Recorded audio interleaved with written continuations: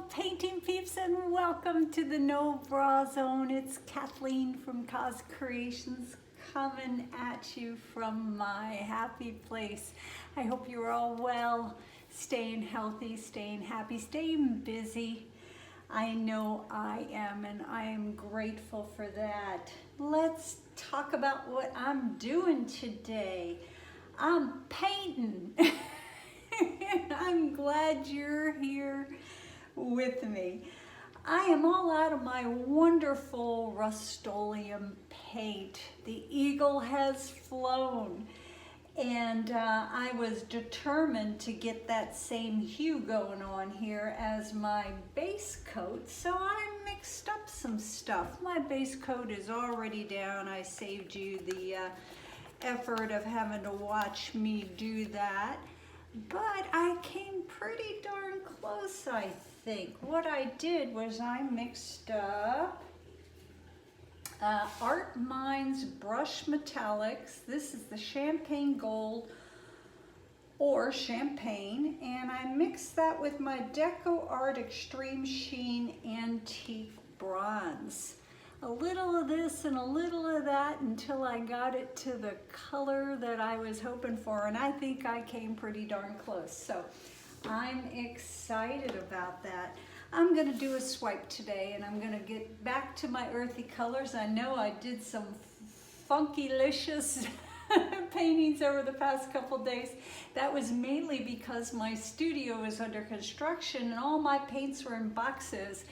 And I creeped down here at night when I shouldn't have, and I kind of had to use what I could find, but it certainly was fun. So, our colors today, this is Folkart Treasure Gold. These Treasure Gold paints, I really like, guys. This is the green gold or the vert, and they've got such a beautiful shimmer, a really nice hue to them.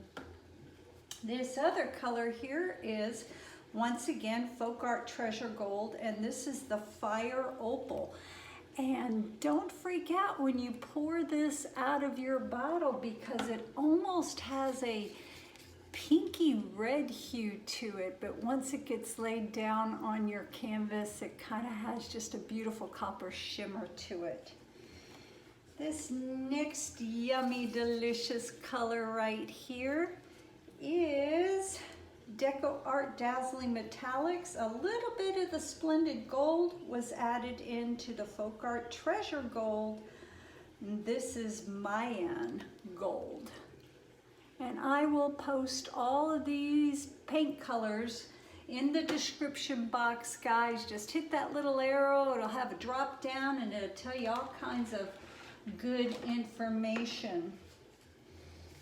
This guy right here, this chocolatey, yummy color, that is a mix of Decoart Dazzling Metallics, the rich Expresso, and I added a couple of drops of the Golden Burnt Lite Umber into that. So we got some good warm hues going on. Our final color today I'm excited to use. I got this in the mail the other day. This is called Black 3.0, and as you all know, I am searching for the perfect black that stays a nice black and holds its beautiful darkness after it dries. So I will let you know how this guy does. Let me show you a painting that I did a while back using the unicorn spit as my base coat. It dried okay, guys, but I don't know if you can see it. It has a little bit of a milky hue to it, and that made me a little sad. Now, once you put down your isolation coat and your varnishes, that will all go away. But once again, still in search of the perfect black.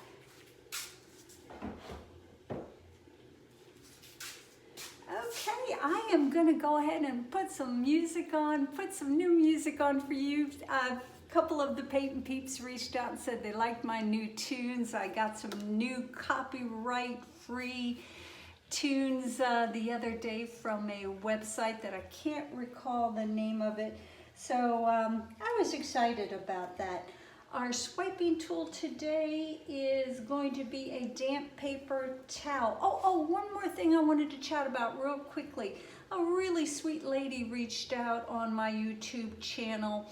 I'd done a painting a while back and I really didn't like part of it, so I did what I called use my eraser, which is generally my base coat. Tilted my canvas and took the area of the painting off that I did not like.